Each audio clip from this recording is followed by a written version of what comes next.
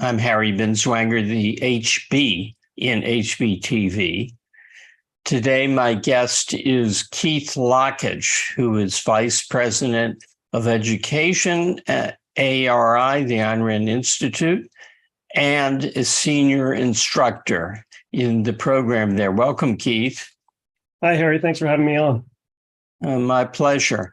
I've had the enjoyable time of taking Keith's course on science that the Ayn Rand Institute, now Ayn Rand University, offers. And there'll be a version of part of it given at the Objectivist Conference this summer, right, Keith? OCON? So we're gonna have a mini course day at OCON. So the last day of the conference, Wednesday, July 5th. There'll be 3 mini courses. That's what'll be happening throughout that day, broken up into 2-hour and 1.5-hour segments. And one of them will be my course. It's a short version of a course called The Foundations of Physical Science that I've just been teaching for 6 months through the Ayn Rand University. This will be a shorter version of it that'll just cover sort of the beginnings of the course, and we can talk about what the content will be, but it's sort of ancient astronomy, early astronomical observations. And then what the full course covers is sort of how we got to learn the laws of motion and gravitation discovered by Isaac Newton. So we start with, the first earliest ancient observations in astronomy, and we go all the way up through Isaac Newton. Yeah, and the audience might be wondering why the Ayn Rand Institute is offering a course in science.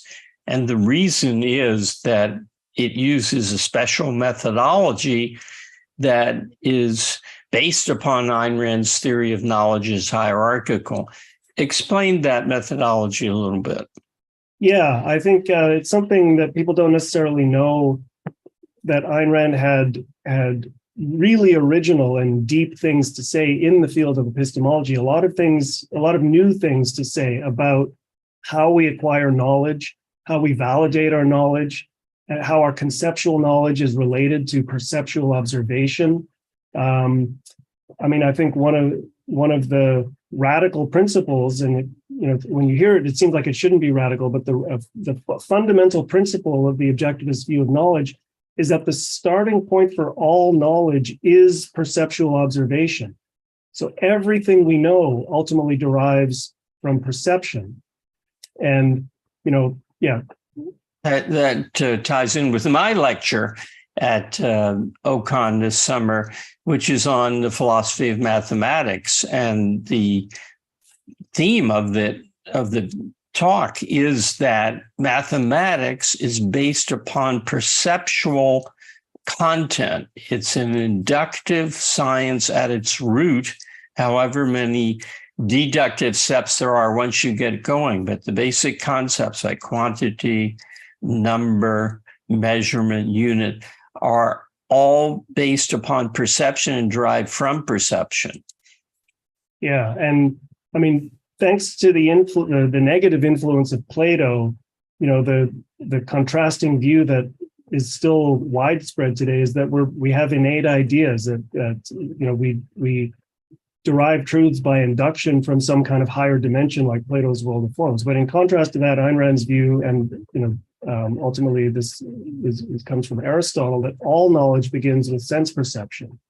And so for any area of knowledge, the first question to ask is, what are the facts of reality that gave rise to that knowledge?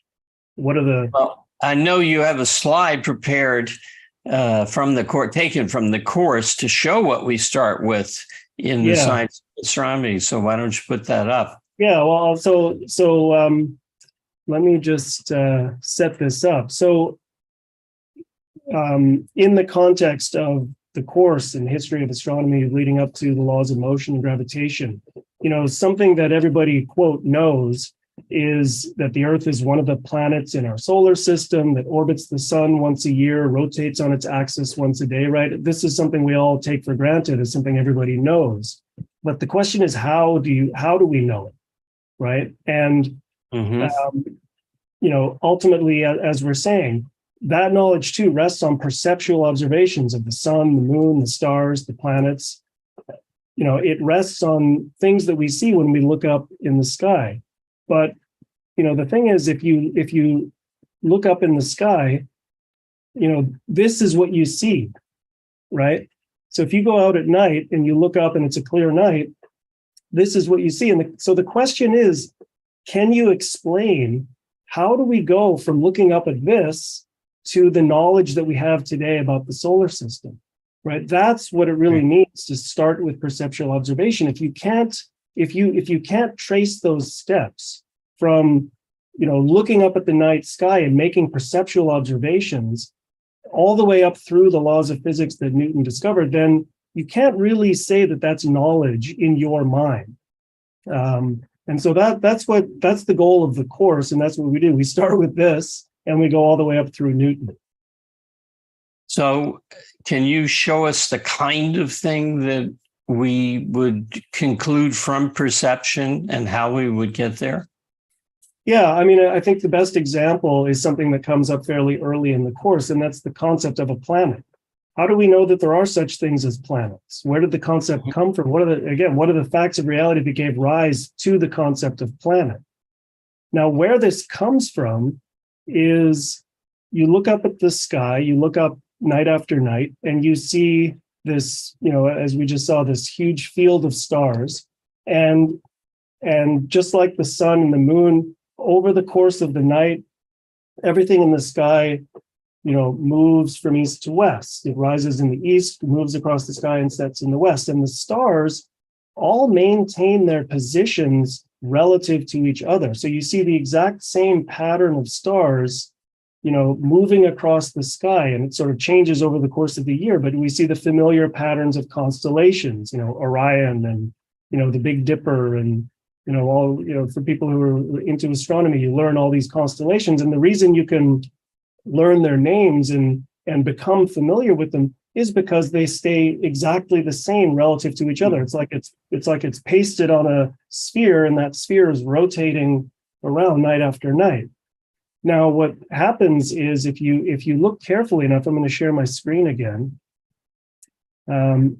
So if you keep making observations, eventually what you find is there are just a tiny handful of these stars that are exceptions to this rule that seem to. So let's say you go out one night and you see a pattern of stars that looks like, and I've put the names of the constellations up here in these drawings just to make it easier to see what's going on. But of course, what you would just see is the field of stars, and you wouldn't, you just see them up there. Yeah.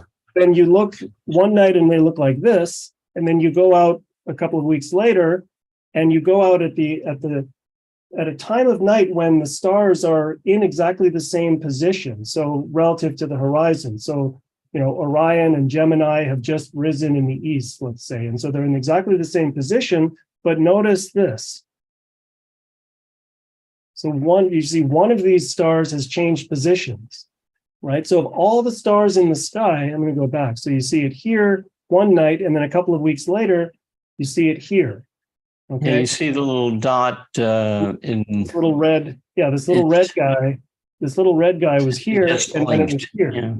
And so if you observe the sky carefully, night after night, week after week, month after month, you find that with the naked eye, you see 5 of these star-like objects that change position relative. So of all the thousands of stars that you can see in the sky, there are just 5 of them that don't remain fixed in place. They seem to kind of wander through the field of stars. And you call them wanderers. You call them wandering stars or wanderers, and the ancient Greek word for wanderer is planet. Yeah. Actually, I have a video of this. You can. Oh, good. Let's see that. So if you go night after night, if you go at the exact same time, exact time of night when the constellations are in exactly the same position, and let's say you take a picture of the sky night after night, the only thing that'll be moving here is this. Oh, yeah, it's going down. You see that red dot's going down to the left. Yeah, so it's moving eastward relative to the rest of the sky. Yeah. So that's that series of observations is what gave rise to the concept of planet. The ancient Greek word for wanderer is planet, and so that's how we know that there are such things as planets. And you know, in the original meaning of the concept, that's what it referred to. We don't know anything further about it at this point. You know, we don't know. You know, today we know all kinds of things about planets. We're sending probes to them, and you know, contemplating sending human things. But in ancient Greece, all they knew is that there are these star-like. They don't know anything about what the stars are, how they illuminate, anything like that. All they know is that, you know, of all these thousands of stars, 5 of them have this strange wandering behavior, and that's what gives rise to the concept. Right. There's another difference. I wonder if they were aware of it, that they don't twinkle like the stars do. I believe Aristotle mentions that. I think he might have been one of the first to identify that, or at least the first to record that as a known fact. Since we're praising Aristotle, I'd like to point out his proof that the Earth is round, which you also covered in your course, and I knew it from my own reading. The shadow of the Earth on the moon during an eclipse is round. It looks exactly like a sphere or a disk would look if it were interrupting the light from the sun going to the moon. And they had already how did they have the knowledge that it was the shadow of the Earth? So there was a lot of speculation. I mean, so I think let's take a step back here, because what the fact that these questions even came up is a testament to the fact that ancient Greece was the major turning point. It was the birth of philosophy and the birth of science. They were the first. It was the first time that people were seeking natural explanations for things as opposed to supernatural explanations. You know, Thales is credited as being the first philosopher, and he some of the excerpts that we still have from him, you know, you see him attempting to make physical explanations for things that previously had been explained supernaturally. So, for example, he held that are we still sharing? Oh no, it's not my screen share. So he tried to explain earthquakes as, you know, which previously, or in Greek mythology, the cause of earthquakes is Poseidon, you know, getting angry and shaking the earth, right? Thales, as a philosopher, presented the idea that water is sort of the essence of being. All things are water, and so the earth is sort of a disk floating on water. And so his idea of a possible explanation for earthquakes is that you've got this earth disk floating on the water, and then there's waves or something that occur to cause it to shift. So that's kind of right, isn't it? With the magma layer, you know, you yeah. can kind of push that and say He's on the right track there. But I mean, what's more to the point is what's on the right track is the idea of looking for a natural explanation as opposed to a supernatural explanation. Now, so that's on the, you know, to the good side. At the same time, they really didn't have a lot of knowledge about things. So it was a lot of sort of arbitrary speculation. They would just sort of make stuff up that they thought might be true. So the idea that heavenly bodies are spherical, I think, is an idea that goes back to the Pythagoreans and comes through Plato as a result of the Pythagorean influence. So, and it was not grounded necessarily in perceptual observation. It was grounded in ideas about the perfection of the sphere and that sort of thing. But in any event, that brought the idea to the fore of people's thinking. And then, you know, there were also people trying to explain the nature of the sun and the moon and trying to understand eclipses. And there was all kinds of very speculative ideas. I think it was Anaxagoras had the idea that the sun and the moon are sort of vents, so that in a wheel, so there's the sun and the moon are attached, or sort of a fiery wheel with holes in it, and then an eclipse would happen when the holes would get blocked up. So there are all kinds of just speculative ideas like that, but then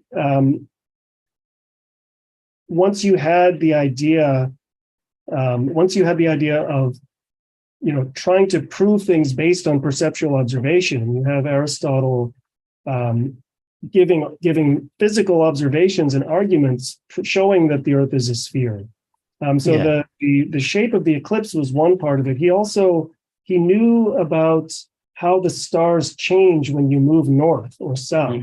That the stars are higher in the sky at northern latitudes and lower in the sky at southern latitudes, and he reasoned correctly that that's a result of the curvature of the Earth. As you move further, I have my little Earth globe here. As you move further around to the north, you get a different, you see a different set of stars than if you're at more southern latitudes. So, would it be jumping the gun to get to Eratosthenes? No, I don't think so. Because that is so rational and so amazing. Tell us about that. Yeah. So the other major innovation of the Greeks. So you're going to talk in the summer, I assume, a little bit about the birth of mathematics and what where that comes from, how it's grounded, the facts of reality that give rise to mathematical concepts. One of the other major innovations of the Greeks was to apply mathematics to astronomical observations. So Eratosthenes had a very simple argument about that allowed him to measure the size of the Earth.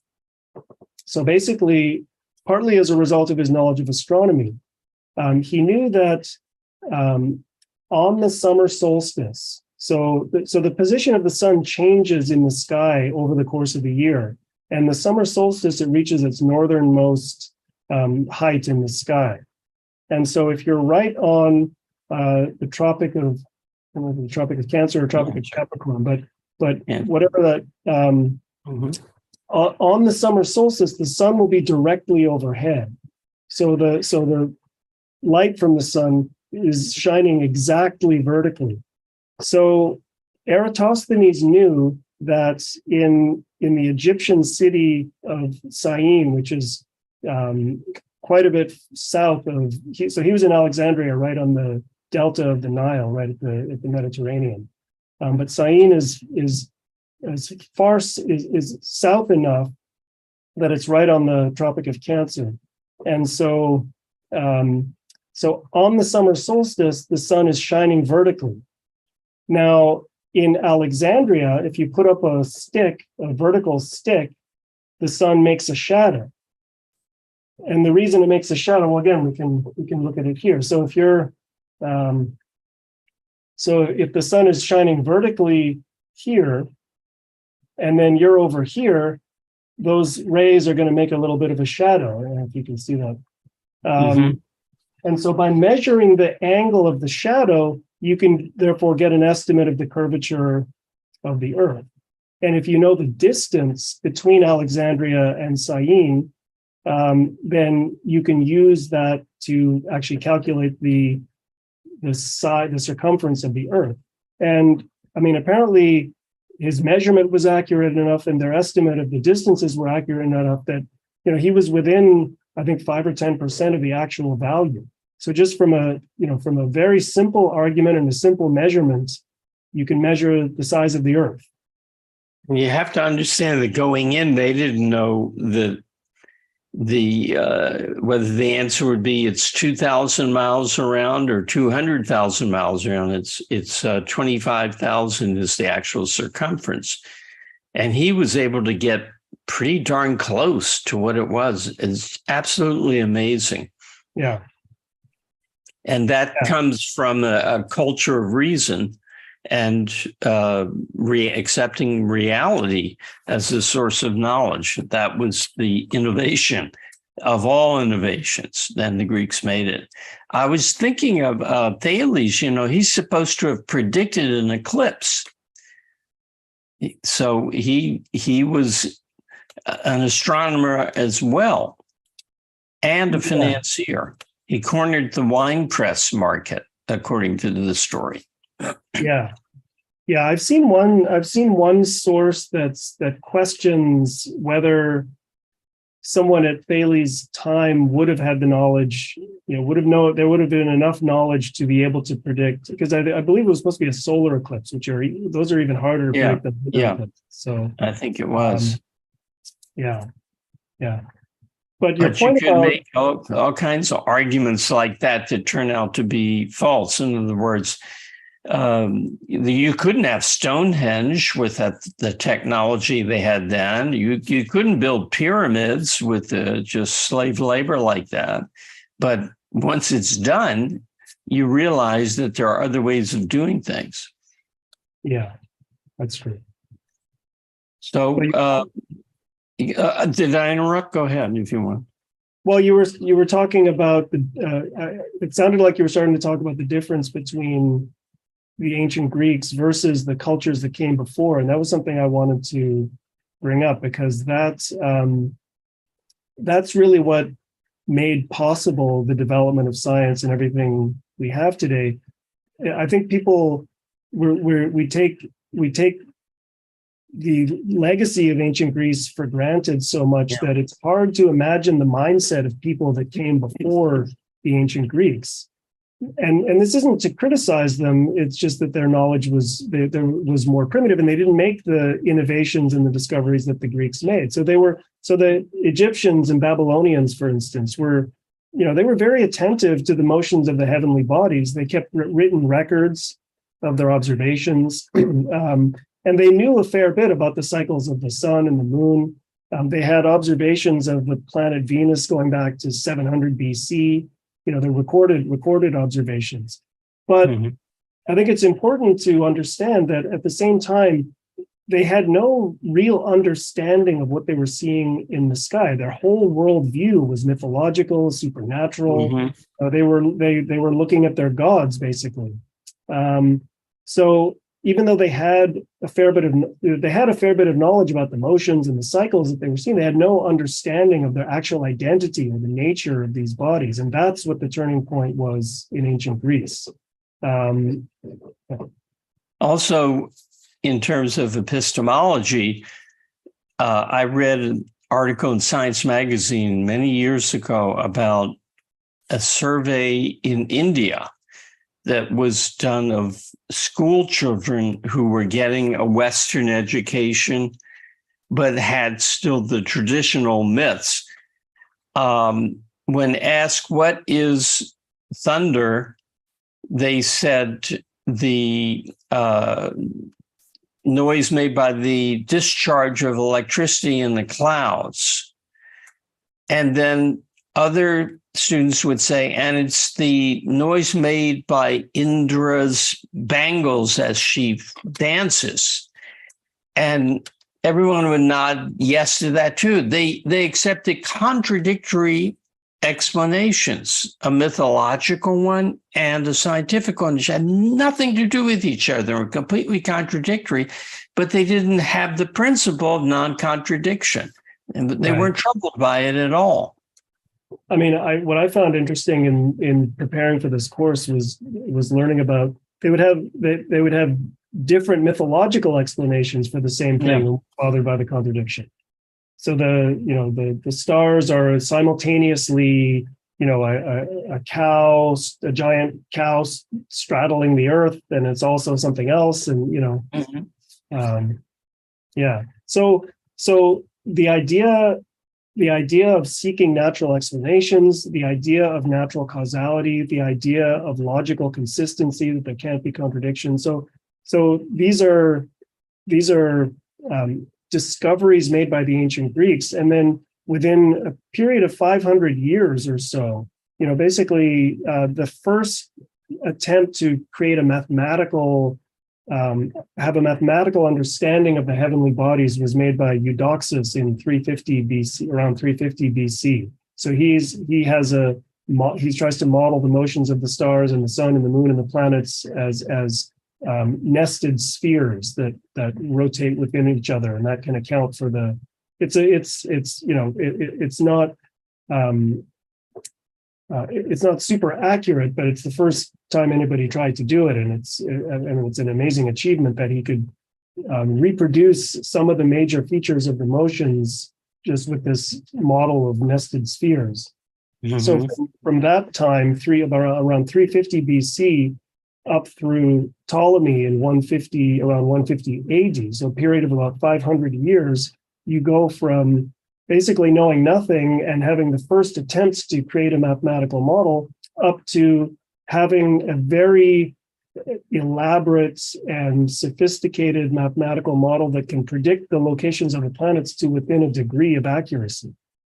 And a physical model. They had the astrolabes and what's that machine that they had that you could turn? I forget the name of it. And they found some recently. An armillary sphere, I think, is one. Yeah. And people dump on Ptolemy, the sun doesn't move, the earth moves around the sun. But it was actually quite an achievement and lasted a long time because the truth is that the sun and the earth are in relative motion. And you can take the frame of reference of the earth and make up models. It's just that it's not a physical frame of reference. It's not one that allows for grasping the role of gravity. So I think people should go easy on Ptolemy. He's had a rough time. Well, I think they should go easy on him for geocentrism. I think where it is worth criticizing him, there was a strong influence of Platonism in terms of what the goals of astronomy could and should be. And so he did embrace a certain skepticism about whether it's possible to find the true motions of the planets, as opposed to constructing a mathematical model that allows you to predict that saves the appearances. I think he actually uses that phrase. So he was a pragmatist. To some extent, yeah. So I think that's familiar. Yeah, so I think it's right that that his view of, so there had been people who proposed a heliocentric model or proposed that the Earth is in motion. Ptolemy dismisses that idea by saying, it only needs to be thought of to be considered absurd. And I think that people were reasonable to have that perspective that it's say the objections, because I found that very interesting in getting rid of the anachronistic view that it's obvious. Tell them the objections that people had to the Earth turning and moving. Yeah, I mean, it's with the understanding of physics that they had in ancient Greece, it seems like there should be all kinds of physical effects. If the Earth were really turning on its axis once a day, so once you have an estimate from Eratosthenes of how big the Earth is, and we know, if it rotates on its axis once a day, so it's going, we said 25,000, let's call it 24,000 miles in 24 hours, right? So it's at the equator, it's literally moving 1,000 miles an hour.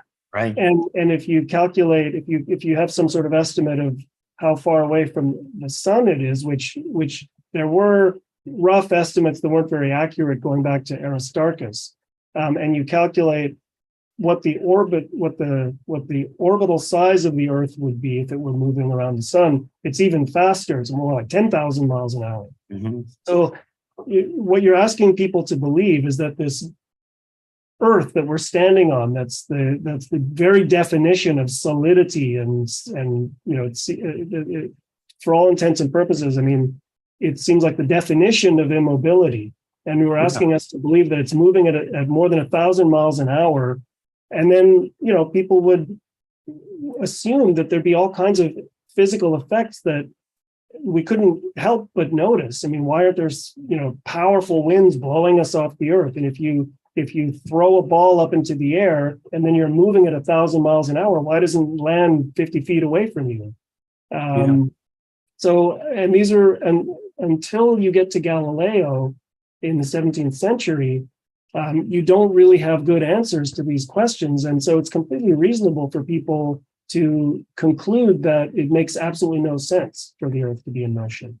And I think, so I like what you said, that you really need to get into that mindset, because I think you end up appreciating the achievements of Galileo and Kepler and Newton more when you understand how reasonable it was that people held this view prior to their work. And if you don't have an understanding of gravity and the symmetry of space, so to speak, it's really hard to accept that people around the world are not falling off the globe. They didn't know about Australia or anything, but just the difference that you refer to in the position of the stars means that up there, they're all tilted like this. Why don't they fall over?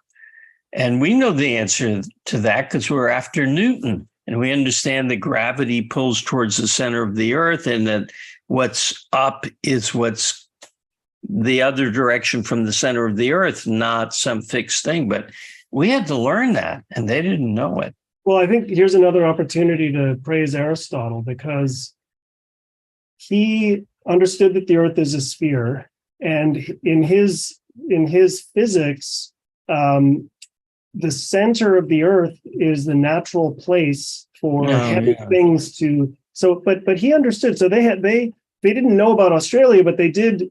Once they had the idea that the earth is a sphere, they did speculate about these so-called antipodes, and antipodean people. If there are people there, what do they experience? And I think Aristotle understood that everything, if everything is seeking its natural place at the center of the earth, that means that's true from all directions. He has arguments about why water will assume a level surface, but what that means is a circular surface, to the extent that it's filling in cavities in the earth, it actually forms a sphere. So he understood that point, even if he didn't have our modern concept of gravity. That's amazing. I didn't know that. What we owe to Aristotle is incalculable. Now, we're out of time, but I wanted to give you an opportunity to explain about how people can go to OCON and hear more of this. Do you have that information? Yeah. So maybe we can have that in the chat on YouTube as well. So at the Objective Summer Conference in Miami, which is June 30th to July 5th this summer, as I said at the beginning of the broadcast, on the very last day of the conference, we're presenting some mini courses. So I'm going to be teaching a mini course version of this course that I teach for Ayn Rand University. And what it'll cover is primarily the astronomical observations. So I'll be talking about what are those perceptual observations that all of this knowledge is ultimately grounded in. We'll talk about the motion of the sun, the moon, the planets.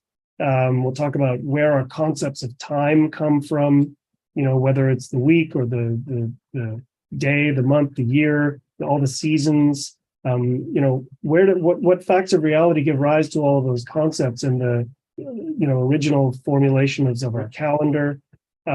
So it'll be really focused on astronomy and on those basic perceptual observations, but I'll say a little bit about some of the things we talked about today, what was achieved by the ancient Greeks as well. I think I'll end it that way. So if you they go to the Ayn Rand Institute website? Yeah, I think you can go to ocon.aynrand.org, I think is one place, or we'll put the link in the chat.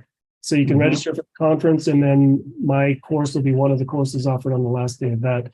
If you're finding this really interesting and you want to take the full version, so I've just completed, it's a 2-quarter course. So it runs for over a 6-month period.